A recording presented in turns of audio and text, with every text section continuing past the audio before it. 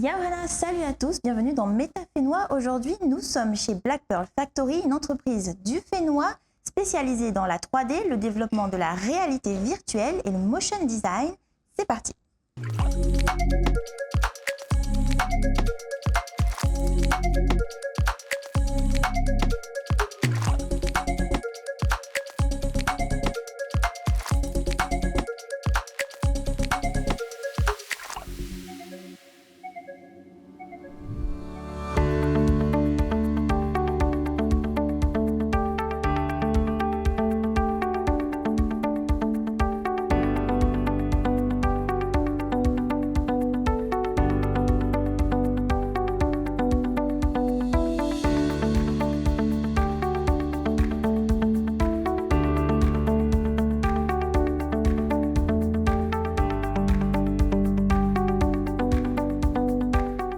Yawana Philippe, Yorana, tu es le fondateur de Black Pearl Factory.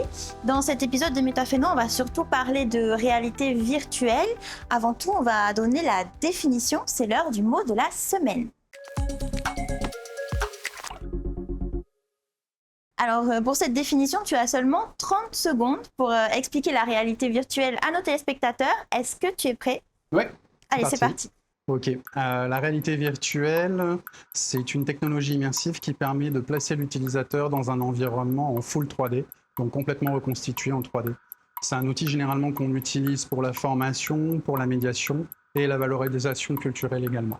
Super, merci beaucoup. Alors, dis-moi, c'est quoi la différence avec la réalité augmentée que vous proposez aussi? Alors, la réalité virtuelle, le monde qui t'entoure est complètement composé d'éléments en 3D.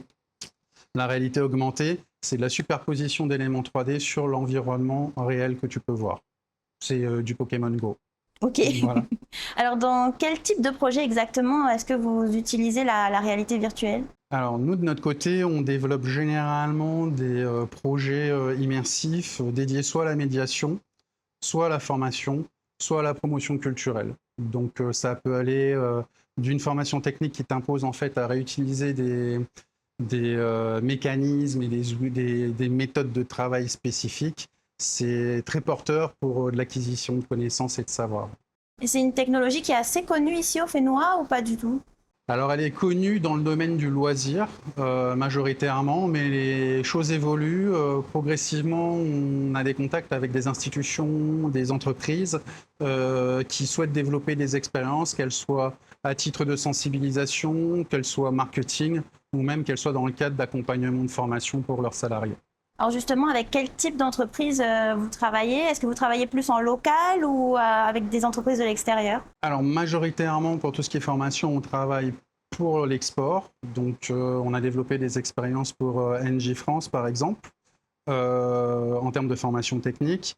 On a également travaillé pour de la sensibilisation autour des coraux. Je te ferai tester ça tout à l'heure. Donc sponsorisé et financé par le Labex Corail, la Fondation Dassault. Mais on a également quelques clients sur la Polynésie. Aujourd'hui, c'est en train de se démocratiser. Ouais. Alors si tu veux bien justement, je vais tester maintenant. Je t'en prie. Alors dis-moi, est-ce qu'il y a des choses à savoir quand on teste la réalité virtuelle? Tu m'as parlé tout à l'heure hors caméra de motion sickness, c'est quoi? Alors la motion sickness, c'est l'effet du cerveau et de l'oreille interne par rapport à l'environnement qui t'entoure en 3D. Certaines personnes sont sensibles à ça et en gros, ton cerveau comprend pas trop où il est et ça lui demande un petit moment d'adaptation. Donc on a l'impression en fait d'avoir un peu le mal de mer. Ok, bon écoute, je vais tester.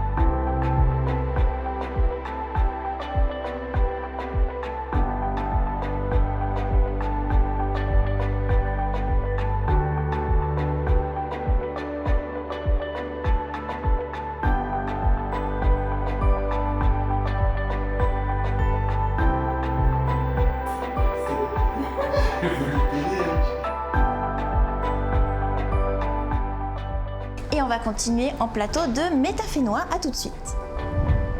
Et nous sommes dans les studios de TNTV sur le plateau de Métafénois. Alors Philippe, dis-nous, l'immersion que tu m'as fait tester, elle a été conçue pourquoi ? Alors, c'était une commande faite par une institution qui s'appelle le Labex Corail, donc en partenariat avec pas mal d'autres porteurs de projets. On a travaillé en collaboration avec des scientifiques, des médiateurs, des professeurs. Et le but était en fait d'avoir un nouvel outil de médiation axé sur les spécificités de l'environnement polynésien.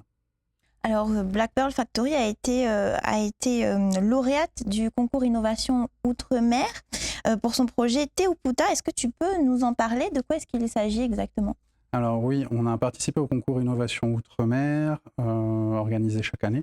On a été finaliste donc, parmi 5 entreprises de Polynésie, dont 2 qui ont été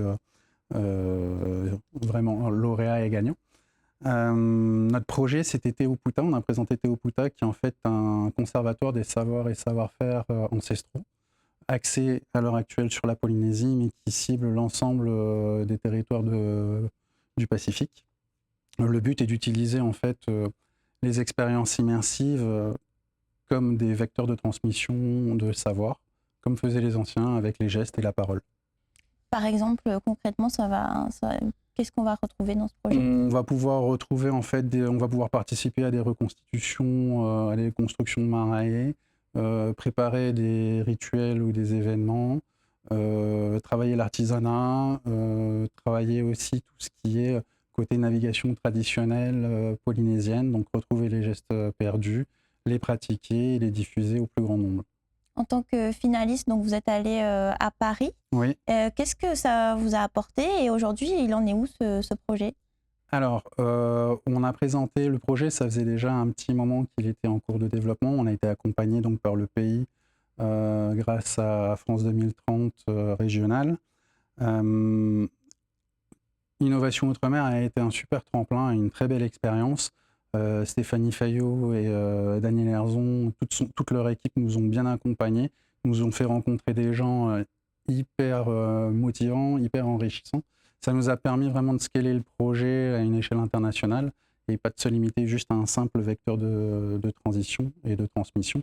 C'est vraiment quelque chose qui aujourd'hui prend tout son sens en tant que valorisation de la culture. Est-ce que tu as une date de concrétisation vraiment du projet, de sortie du projet ? Alors, la première expérience, parce que ça va être surtout un catalogue d'expériences immersives qui va être mis à disposition des musées à l'international, la première expérience sera livrée fin 2027. Ok, super. Et bien maintenant, c'est l'heure du quiz.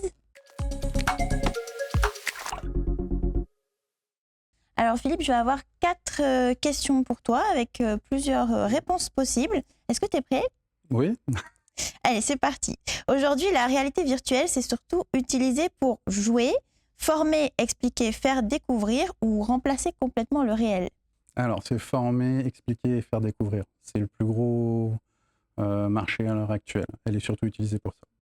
Pour qu'une expérience de réalité virtuelle fonctionne, il faut principalement un casque performant, un bon contenu ou l'association des deux. Les deux. Les deux. Quand on met un casque de réalité virtuelle pour la première fois, on a souvent un petit moment de waouh, peur, ou alors est-ce qu'on se cogne systématiquement au meuble ? Alors, ça dépend, hein, c'est comme tout le monde, mais c'est surtout le premier effet waouh. Ouais. Si tu devais, alors tout à l'heure tu nous as expliqué rapidement la réalité virtuelle, mais si tu devais l'expliquer à ta grand-mère, tu lui dirais c'est comme la télé mais dedans, c'est un rêve éveillé avec un casque, ou alors je te montre, ce sera plus simple. C'est assieds-toi, je te mets le casque, essaye. Bah écoute, merci beaucoup d'avoir été avec nous et de nous avoir accueillis. Avant de se quitter, on va regarder l'actualité technologique qui a marqué la semaine.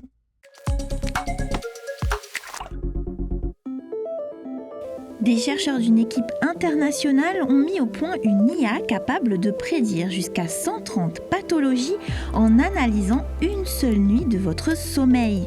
L'IA détecte des signaux faibles, imperceptibles pour l'œil humain, annonciateurs d'Alzheimer, Parkinson, cancer, maladies cardiovasculaires ou encore du diabète. Une technologie que l'on pourrait un jour retrouver sur de simples bracelets connectés et qui en ferait alors un véritable outil de surveillance médicale accessible à tous. Merci à tous d'avoir suivi cet épisode de Métafénois. On se retrouve la semaine prochaine. En attendant, restez connectés.